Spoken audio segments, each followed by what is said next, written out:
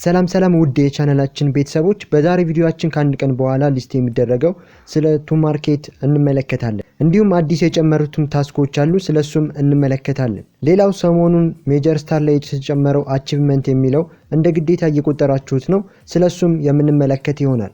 በቅድሚያ ግን ለዚህ ዩቲዩብ ቻናል አዲስ ከሆናችሁ ሰብስክራይብ በማድረግ የዩቲዩብ ቻናላችን ቤተሰብ መሆን ትችላላችሁ።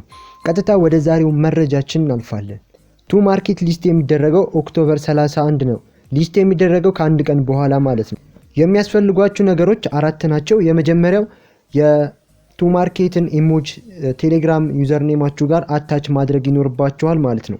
ሁለተኛ ሌቭላችሁን ሌቭል 4 ማድረስ ይኖርባችኋል ወይም ደግሞ ብሮንዝ ላይ ማድረስ ይኖርባችኋል ማለት ነው። ሶስተኛ ኮኔክት ዩር ዋሌት ነው። ከቢትኬት ጋር ኮኔክት ማድረግ ይኖርባችኋል ማለት ነው። ይህኛው አራተኛው ደግሞ አንድ ቶን ወይም ደግሞ 250 ስታር ከፍላችሁ ፕሪሚየም የምታደርጉት ነው ማለት ነው።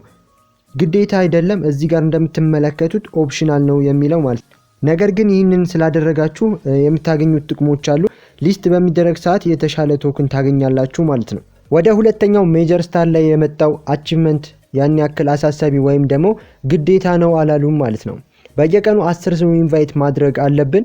ይህ ደግሞ የማይታሰብ ስለሆነ በየቀኑ የተባልነውን ታስክ ብንሰራ ቢያንስ በሳምንት ወደ $1200 የሚጠጋ ወጪ ማውጣት ይኖርብናል ማለት። ስለዚህ ያን ያክል አትጨነቁበት። ከላይ የተዘረዘሩትን ማድረግ አቅም ካላችሁ ብታደርጉ ወደፊት አሁን ከምታገኙት የበለጠ ገቢ ይኖራችኋል ማለት ነው። በዛሬው ቪዲዮአችን ቴሌግራም ስታርስን እና ቶማርኬትን የተመለከተው አዲስ መረጃ ይህንን ይመስል ነበር። እንደዚህ አዳዲስ መረጃዎች እንዲደርሷችሁ ቻናላችንን ሰብስክራይብ በማድረግ የዩቲዩብ ቻናላችን ቤተሰብ መሆን ትችላላችሁ።